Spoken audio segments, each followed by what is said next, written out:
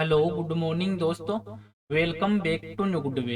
आज दोस्तों 2 मार्च 2023 और 2 मार्च 2023 से संबंधित जो भी डेली करंट अफेयर्स के जो क्वेश्चन बनते हैं इन्हें हम आज डिटेल से डिस्कस करेंगे। और आज की वीडियो की आपको पीडीएफ चाहिए तो आप हमारे जो टेलीग्राम ग्रुप है वहां से वीडियो की पीडीएफ है वो प्राप्त कर सकते हैं। और लास्ट में आपको क्वेश्चन भी दिया जाएगा जिसका आंसर है वो आपको कमेंट बॉक्स में लिखना है। तो चलिए दोस्तों स्टार्ट करते हैं क्वेश्चन नंबर 1 से। और आज का वीडियो आपको अच्छा लगे तो चैनल को सब्सक्राइब और इसका बेल आइकन है वो जरूर प्रेस करें ताकि डेली के जो वीडियो अपलोड कर रहा हूँ मैं उनका नोटिफिकेशन है वो आपको मिलता रहे। क्वेश्चन नंबर 1 है कि यूपीआई लाइट पेमेंट्स है इसको लॉन्च करने वाला पहला प्लेटफॉर्म है वो कौन सा है। तो इसका राइट आंसर है option number B, Paytm payments bank के द्वारा। जो पेटीएम पेमेंट्स बैंक है वो भुगतान करने के लिए जो पिन दर्ज किए बिना ही 200 रुपये तक के जो तुरंत करने वाली और बिना किसी निर्वाध या बिना किसी दिक्कत के लेन देन को सक्षम करने के लिए एक यूपीआई लाइट भुगतान लॉन्च करने वाला पहला प्लेटफॉर्म है वो बना है। और यूपीआई लाइट है इसको भारतीय जो राष्ट्रीय भुगतान निगम है एनपीसीआई जिसकी शॉर्ट फॉर्म है के द्वारा जो सक्षम किया गया। और ये यूजर्स को बिना पिन का उपयोग किए ही कई छोटे मूल्य वाले जो यूपीआई लेन देन है उसको करने में सहायता वो प्रदान करेगा। अब इससे संबंधित जो इम्पोर्टेंट बिंदु बनते हैं उन पर एक नजर डाल लेते हैं कि यूपीआई लाइट वो एक नया भुगतान समाधान है जो कम मूल्य के लेन देन को संसाधित करने के लिए एक विश्वसनीय जो एनपीसीआई कॉमन लाइब्रेरी एप्लीकेशन है इसका लाभ उठाता है जो 200 रुपये से नीचे सेट किए गए हैं। और समाधान समानता अनुपालन और सिस्टम की जो स्वीकृति सुनिश्चित करने के लिए मोबाइल फोन के लिए मौजूदा जो यूपीआई है इसको इकोसिस्टम प्रोटोकॉल को ये चलाता है। और भारतीय जो राष्ट्रीय भुगतान निगम है के द्वारा जो डिजाइन किया गया है यूपीआई ये लाइट सितंबर 2022 में भारतीय रिजर्व बैंक आरबीआई के द्वारा लॉन्च किया गया था। और यूपीआई भारतीय राष्ट्रीय भुगतान निगम के द्वारा विकसित एक त्वरित वास्तविक समय भुगतान प्रणाली है। और interface interbank peer to peer और पर्सन टू मर्चेंट लेन देन की सुविधा प्रदान करता है। और इसका उपयोग है वो मोबाइल उपकरणों पर दो बैंक खातों के बीच में तुरंत धन स्थानांतरित करने के लिए किया जाता है। अब पेटीएम पेमेंट बैंक है तो इसका हेडक्वार्टर है नोएडा में और इसकी स्थापना है वो 2015 में हुई थी। और पेटीएम पेमेंट बैंक के संस्थापक हैं विजय शेखर शर्मा और पेटीएम पेमेंट बैंक के एमडी और सीईओ हैं सुरिंदर चावला। नेक्स्ट क्वेश्चन है क्वेश्चन नंबर 2 कि केंद्रीय मंत्री पुरुषोत्तम रूपाला ने ग्रेड स्टार्टअप कॉन्क्लेव का उद्घाटन है वो किस शहर में किया है। इसका राइट आंसर है ऑप्शन नंबर बी, ये हैदराबाद में किया गया है। तो केंद्रीय मत्स्य पालन पशुपालन और डेयरी मंत्री प्रेजेंट टाइम में केंद्रीय मंत्री पुरुषोत्तम रूपाला इन्होंने हैदराबाद के एक कन्वेंशन सेंटर में पशुपालन और डायरी डेयरी है उसमें ग्रेड स्टार्टअप कॉन्क्लेव का उद्घाटन किया। और इस ग्रेड स्टार्टअप कॉन्क्लेव का उद्देश्य है कि देश में पशुधन डेयरी पशुपालन के जो क्षेत्र है उसमें मौजूद और ये उभरते जो स्टार्टअप है इनको बढ़ावा देना है। और साथ में इस मंच से जो उद्यमी या जो इन्वेस्टर या जो भी बिजनेस है उसमें विशेषज्ञ वो अपनी बात रखने का मौका मिल सकेगा। और इस अवसर पर जो सूचना और प्रसारण राज्य मंत्री भी रहे थे डॉक्टर एल मुरुगन और पशुपालन राज्य मंत्री डॉक्टर संजीव संजीव कुमार बलियाना वो भी इस कॉन्क्लेव में उपस्थित और रहे थे। अब इससे संबंधित जो इम्पोर्टेंट बिंदु है कॉन्क्लेव से इस पर एक नजर डाल लेते हैं। इस सम्मेलन का उद्देश्य और राष्ट्रीय डेयरी विकास बोर्ड तेलंगाना सरकार और उद्योग संगठन भारतीय उद्योग परिसंघ के सहयोग से पशुधन डेयरी और पशुपालन क्षेत्रों में स्टार्टअप को बढ़ावा देना है। और ये सम्मेलन वो अपने विचार और नेटवर्क को साझा करने के लिए भी जो भी उद्यमी निवेशक और उद्यम विशेषज्ञ हैं उनको एक साथ लाएगा। और इस कार्यक्रम का आयोजन और राष्ट्रीय डेयरी विकास बोर्ड स्टार्टअप इंडिया सीआईआई और तेलंगाना के पशुपालन विभाग की साझेदारी में ये किया गया है। नेक्स्ट क्वेश्चन है क्वेश्चन नंबर 3, जलवायु के लिए कृषि नवाचार मिशन है ये किस देश की एक संयुक्त पहल है। तो इसका राइट आंसर है ऑप्शन नंबर ए, अमेरिका की। तो जलवायु के लिए कृषि नवाचार मिशन है ये अमेरिका की एक संयुक्त पहल है और इसकी शुरुआत है वो यूएई और अमेरिका ने की है। और इस पहल का जो मुख्य उद्देश्य है वो भूख और जलवायु परिवर्तन को संबोधित करना है। और ये अभिनव और जलवायु जो स्मार्ट कृषि प्रणाली है इसमें निवेश करने के लिए जो देश या अन्य जो निजी संगठन है उनको आमंत्रित करके इसमें हासिल वो किया जाएगा। अब इस जो मिशन है इसका उद्देश्य क्या है तो इस पर एक नजर डाल लेते हैं कि ये मिशन है वो सामूहिक प्रतिबद्धता के लाभों को प्रदर्शित करेगा।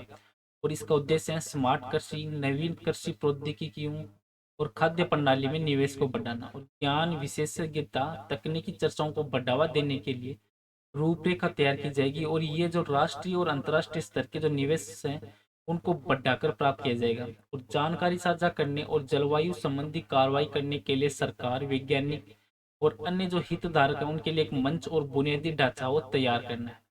और इस मिशन में 3 प्रमुख हितधारक हैं और वे सरकारी भागीदार, नवाचार स्प्रिंट भागीदार और ज्ञान भागीदार इसमें शामिल है। अब संयुक्त राष्ट्र के अध्यक्ष हैं प्रेजेंट टाइम में एंटोनिया गुटेरेस और केंद्रीय कृषि और किसान कल्याण मंत्री हैं नरेंद्र सिंह तोमर। नेक्स्ट क्वेश्चन है क्वेश्चन नंबर 4 कि प्रधानमंत्री नरेंद्र मोदी ने किस राज्य में शिवमोगा हवाई अड्डे का उद्घाटन वो किया है? तो इसका राइट आंसर है ऑप्शन नंबर डी, ये कर्नाटक राज्य में किया गया है। जो प्रधानमंत्री नरेंद्र मोदी के द्वारा कर्नाटक के जो ग्रीनफील्ड शिवमोगा हवाई अड्डा है इसका उद्घाटन किया और इन्होंने जो बेलगावी में विभिन्न जो विकास परियोजनाएं उनकी आधारशिला भी यहाँ पे रखी गई और एक कमल के आकार का एक हवाई अड्डा है जो लगभग 450 करोड़ रुपए की लागत से डेवलप किया गया है और इसकी यात्री क्षमता वो प्रति घंटे 300 यात्रियों को संभालने की। और ये हवाई अड्डा है ये 662.38 एकड़ में फैला हुआ और इस एयरपोर्ट की मदद से मलनाड क्षेत्र में शिवमोगा और अन्य पड़ोसी क्षेत्रों के से जो कनेक्टिविटी है और इसमें पहुंचा उसमें सुधार मिलेगा। अब कर्नाटक राज्य है तो कर्नाटक राज्य दक्षिण भारत का एक राज्य है जिसको आप मैप में देख सकते हैं और इसके पड़ोसी राज्य हैं गोवा, महाराष्ट्र, आंध्र प्रदेश, तमिलनाडु और केरल। और इसकी जो पश्चिम में है अरब सागर है। कर्नाटक के जो प्रेजेंट है मुख्यमंत्री हैं वो बसवराज बोम्मई और राज्यपाल थावरचंद्र गहलोत। और कर्नाटक में टोटल जिले हैं 31 और कर्नाटक की राजधानी है बेंगलुरु। और कर्नाटक राज्य का गठन है वो 1 नवंबर 1956 को कर्नाटक राज्य का गठन है वो हुआ था। नेक्स्ट क्वेश्चन है क्वेश्चन नंबर 5 कि यूएस चैम्बर्स ऑफ कॉमर्स के द्वारा जारी जो इंटरनेशनल आईपी इंडेक्स में भारत की रैंक है वो क्या है? तो इसका राइट आंसर है ऑप्शन नंबर बी, ये 42वीं रैंक है। तो यूएस चैम्बर्स ऑफ कॉमर्स के द्वारा जो जारी इंटरनेशनल आईपी इंडेक्स है इसमें भारत है वो 55 प्रमुख वैश्विक अर्थव्यवस्था है उसमें 42वें स्थान पर रहा है। और यूएस चैम्बर्स ऑफ कॉमर्स के अनुसार जो भारत है वो आईटी संचालित नवाचार के माध्यम से अपनी जो इकोनॉमी है इसमें महत्वपूर्ण सुधार है इसकी राह पर भी चल रहा है। और इस इंडेक्स में संयुक्त राज्य अमेरिका कौन से नंबर पे है? तो संयुक्त राज्य अमेरिका वो इसमें पहले स्थान पे है। और इसके बाद यूके का स्थान आता है और इसके बाद वो फ्रांस का स्थान आता है, ये 3 नंबर पे। और यूएस चैम्बर्स ऑफ कॉमर्स है वो इस वार्षिक रिपोर्ट में दुनिया की जो प्रमुख 55 इकोनॉमी है उसमें इंटेलेक्चुअल प्रॉपर्टी अधिकारों के संरक्षण का मूल्यांकन करता है। और यूएस चैम्बर्स ऑफ कॉमर्स की रिपोर्ट है वो वैश्विक सकल घरेलू उत्पाद का लगभग 90% का जो प्रतिनिधित्व अभी इसमें करता है। और इस आईपी इंडेक्स से संबंधित जो इंपॉर्टेंट बिंदु है उन पर एक नजर डाल लेते हैं कि यह है यूएस चैम्बर्स ऑफ कॉमर्स के द्वारा संकलित एक वार्षिक रिपोर्ट है और ये दुनिया की 55 प्रमुख अर्थव्यवस्थाओं में आईपी अधिकारों की सुरक्षा का मूल्यांकन करता है जो वैश्विक सकल घरेलू उत्पाद के लगभग 90% का प्रतिनिधित्व करते हैं। और रिपोर्ट्स में पेमेंट और कॉपीराइट कानून से लेकर आईपी संपत्तियों के मुद्रीकरण की क्षमता और अंतर्राष्ट्रीय समझौतों का एक अनुसमर्थन शामिल है। उस सूचकांक का उद्देश्य है वो राष्ट्रों के जो भी राष्ट्रों को अधिक नवाचार, रचनात्मक और प्रतिस्पर्धात्मक द्वारा चिन्हित एक उज्जवल आर्थिक भविष्य की ओर ले जाने में भी मदद प्रदान करता है। नेक्स्ट क्वेश्चन है क्वेश्चन नंबर 6 कि भारत की राष्ट्रपति द्रौपदी मुर्मू है इन्होंने 14वीं राष्ट्रीय संस्कृति महोत्सव है इसका उद्घाटन वो किस राज्य में किया है? तो इसका राइट आंसर है ऑप्शन नंबर बी, ये राजस्थान राज्य में किया गया है। तो भारतीय राष्ट्रपति इन्होंने राजस्थान के बीकानेर में जो चौकदवा राष्ट्रीय संस्कृति महोत्सव है इसका औपचारिक उद्घाटन किया है। और इस संस्कृति महोत्सव का आयोजन बीकानेर के जो डॉक्टर करणी सिंह स्टेडियम है वहां पर किया जा रहा है। और राजस्थान में पहली बार जो 9 दिनों तक चलने वाला इस आयोजन का उत्सव है आयोजन वो किया जा रहा है। और ये महोत्सव है वो 25 फरवरी से स्टार्ट हुआ है जो 5 मार्च तक चलेगा, 5 मार्च तक। और इस आयोजन का मुख्य उद्देश्य है कि देश की जो समृद्ध सांस्कृतिक विरासत को संरक्षित करना और इसको बढ़ावा देना तथा लोकप्रिय बनाना है। अब जो ये कार्यक्रम है जो किया जा रहा है तो राजस्थान में किया जा रहा है। तो राजस्थान है तो राजस्थान भारत का क्षेत्रफल के अनुसार सबसे बड़ा राज्य है जिसको आप मैप में देख सकते हो। और इसकी एक अंतर्राष्ट्रीय सीमा जो पाकिस्तान से लगती है और इस सीमा की जो लंबाई है ये 1070 किलोमीटर है, रेड क्लिफ के नाम से जाना जाता है। और इसके पड़ोसी राज्य हैं गुजरात, मध्य प्रदेश, पंजाब, उत्तर प्रदेश और हरियाणा।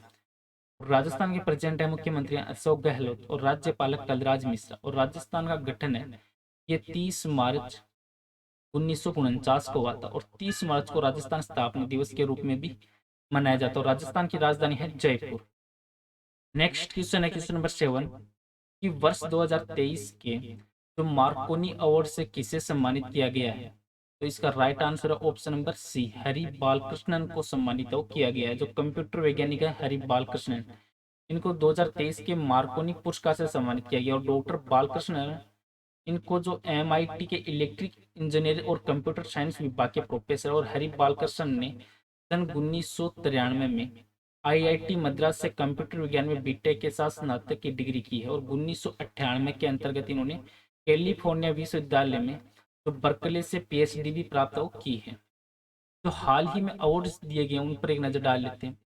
तो डॉक्टर पेगी मोहन है, इन्होंने मातृभूमि बुक ऑफ द ईयर पुरस्कार जीता है। और MRF हैं, इनके मेमन को ATMA life time achievement award से सम्मानित किया गया। और NTPC ने लगातार छठे वर्ष ATD बेस्ट अवार्ड 2023 जीता है। और ऑस्कर 2023 के लिए चुनी गई विवेक अग्निहोत्री की फिल्म है द कश्मीर फाइल्स। और BBC इजवोटी अवार्ड है वो विनेश और साक्षी जो BBC साल की सर्वश्रेष्ठ महिला खिलाड़ी पुरस्कार से सम्मानित की गई है। और ग्रैमी अवार्ड 2023 है, ये रिकी केज को तीसरी बार अवार्ड मिला है। और ऑस्कर 2023 के लिए समारोह में RRR और नाटू नाटू का गीत है वो प्रस्तुत किया गया है। और अदार पूनावाला डॉक्टर पतंगराव कदम पुरस्कार से सम्मानित किए गए। और अपर्णा सेन को जयपुर फिल्म फेस्टिवल में लाइफ टाइम अचीवमेंट अवार्ड से नवाजा गया। और जम्मू कश्मीर ने सर्वश्रेष्ठ साहसिक पर्यटन स्थल है उसका पुरस्कार जीता है। और JSW के चेयरमैन सज्जन जो जिंदल है, इन्होंने एंटरप्रेन्योर ऑफ द ईयर 2022 का खिताब वो अपने नाम किया है। नेक्स्ट क्वेश्चन है क्वेश्चन नंबर 8 कि कौन सा शहर जो international bio resource conclave and ethno pharmacology Congress 2023 का मेजबान है। तो इसका राइट आंसर है ऑप्शन नंबर सी, इम्फाल शहर।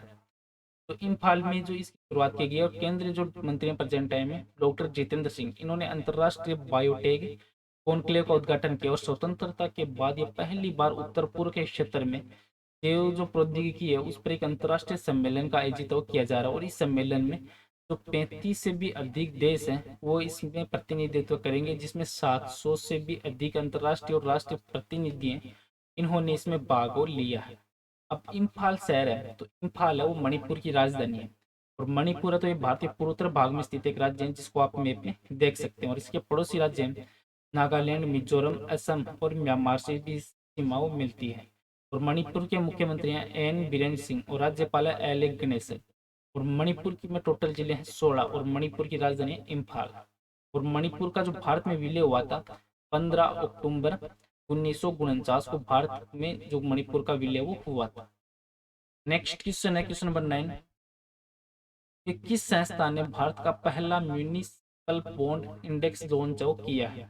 तो इसका राइट आंसर है ऑप्शन नंबर ए, NSE के द्वारा। जो नेशनल स्टॉक एक्सचेंज है NSE, इन्होंने भारत का पहला म्यूनिसिपल बॉन्ड इंडेक्स है जो इंडिया म्यूनिसिपल बॉन्ड इंडेक्स है इसको लॉन्च किया। और निफ्टी इंडिया और म्यूनिसिपल बॉन्ड इंडेक्स है इसको बेंगलुरु में जो म्यूनिसिपल डेट सिक्योरिटीज पर सेबी की जो कार्यशाला इसमें लॉन्च किया गया। और ये परिपक्वता के दौरान भारतीय नगर निगमों के द्वारा जारी किए गए जो नगर पालिका बॉन्ड है उनके प्रदर्शन को ट्रैक करता है। और निवेश जो क्रेडिट रेटिंग है वो इसमें रखा जाता है।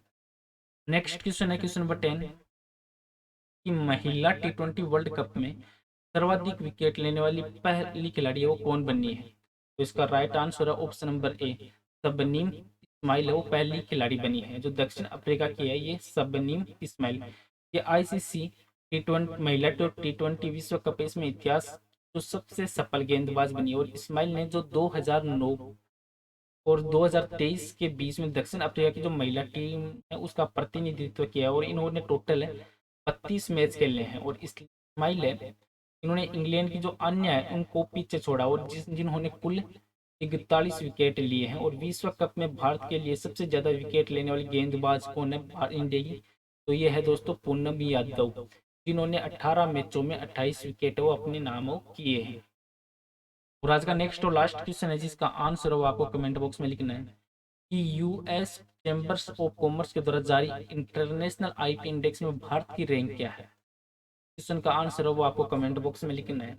कि वीडियो में भी आपको क्वेश्चन दिया था कि टेस्ट क्रिकेट में न्यूजीलैंड के लिए सर्वाधिक रन बनाने वाले बल्लेबाज कौन बने हैं। तो इसका राइट आंसर था option number B, Kane Williamson है पहले बल्लेबाज हो सर्वाधिक रन बनाने वाले बल्लेबाज बने हैं।